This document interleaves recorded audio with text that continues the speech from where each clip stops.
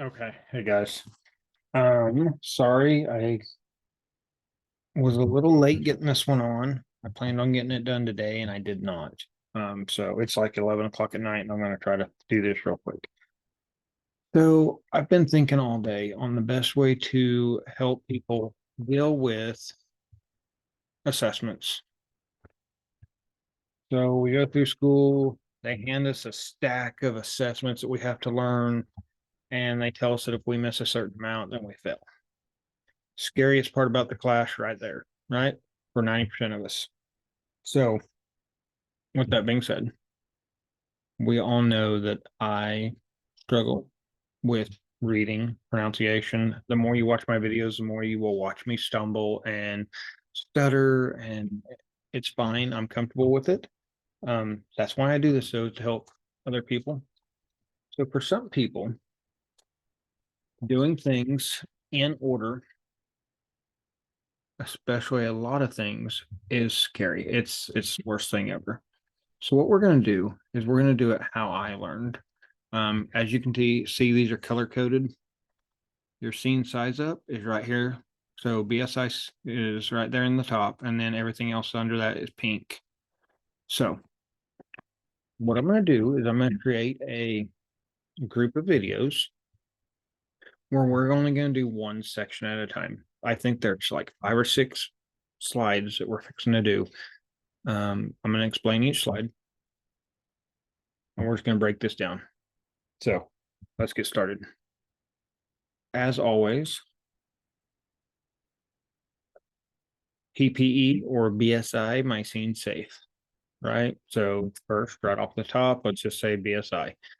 BSI can be always will be your gloves, minimum gloves, right? And it can be um helmets, protective shoes, glasses, face shields, aprons.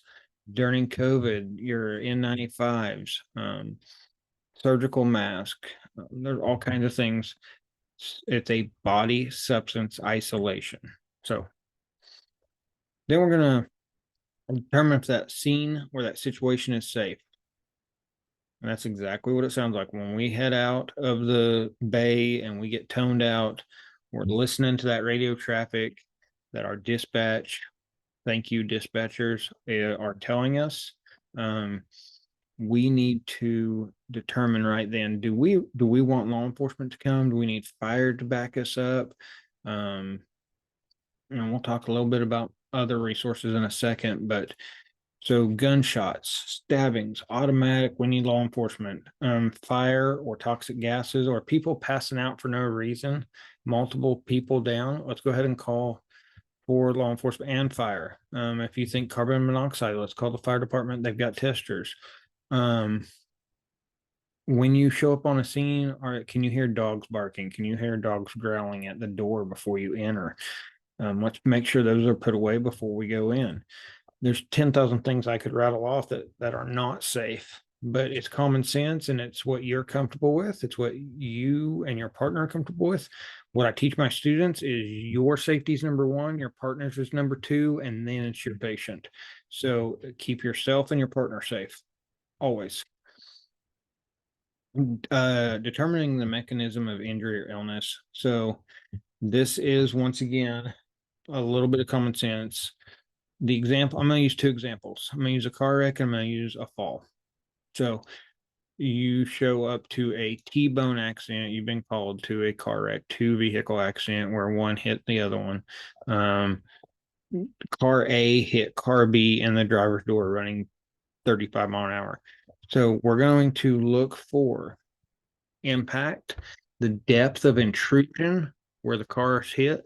We're going to look for spider webs on the windshield, bent steering wheels, bent and tore up dashboards. What about underneath the dashboard where our legs might have hit and we could have got some femur fractures?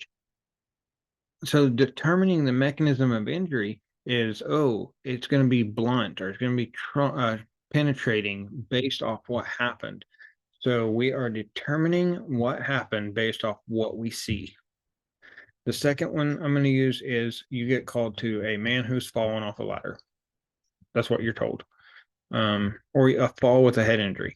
So you show up, you pull up in the drive, and there is a 12-foot ladder leaned against a house with Christmas lights halfway strung, and there's a guy laying in the driveway unresponsive. That's fall. That's blunt trauma. I'm immediately going to say my mechanism of injury was a blunt trauma caused by a fall. I hope you understand how that works. Nature of illness is a little bit different animal to deal with. So um, asthma, hey, I can't breathe. Nature of illness is shortness of breath.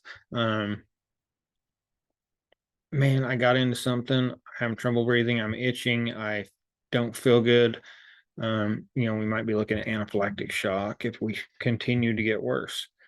Um, we all know that when flu season comes around, we're going to see grandmas and grandpas who have vomit and diarrhea. We're going to see 5 of them a day because it's flu season. We know the nature of illness is the flu that's going around, right? So determining number of patients, this one ties in with the next one, but it's important to know your number of patients. One, you need to know, once again, if there's 4 people down in one little area, there's probably something else going on that we need to know about. So it's important to look at that index of suspicion, if you will. What if we have a carbon monoxide leak, um, or a toxic gas from a semi wreck, and everybody who walks up to this thing passes out within 20 seconds? We need to know, oh shit, there's 5 people laying on the ground, something's wrong.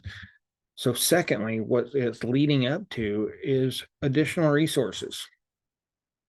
Do I need to call for fire, police, hazmat, helicopter, ALS unit, fixed wing plane, anything that I can utilize for this scene? Do I need to call them because I can't handle what's here right now?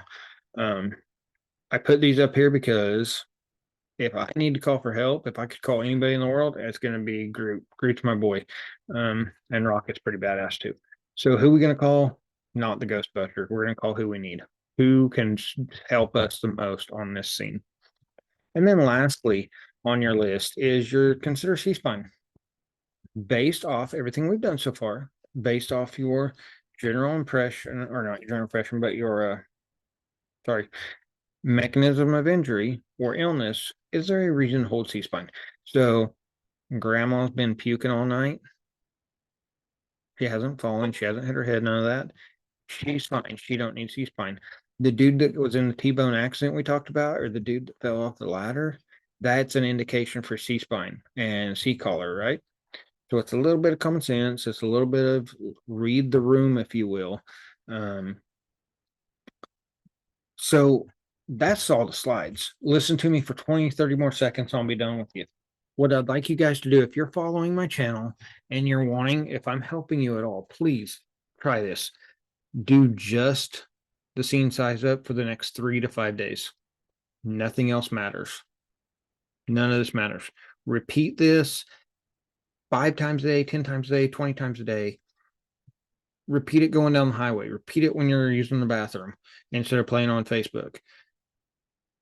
BSI, my scene safe, mechanism of injury. How many patients do I have? What do I need? Additional resources? Do I need to hold C-spine? When you get comfortable with it, after about 2 days, start telling yourself what each one means. BSI, hey, I got my gloves on. Is my scene safe? Do I see anything that's dangerous? What's my mechanism of injury or illness? What happened? What am I looking for? Start doing that. Start working out the puzzle. Do that like 3 to 5 days.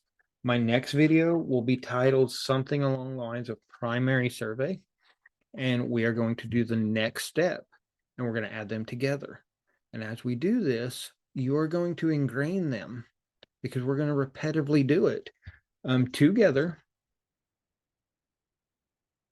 And I promise you that is 1, 2, 3, 4, 5, 6 to 7. We might throw a couple things together within 6 or 7 videos.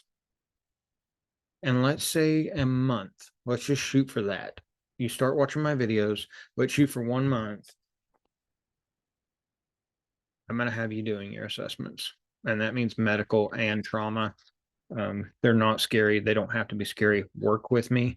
Guys, send me messages, comments, what you need or what you want from me, and I will do everything in my power to help you.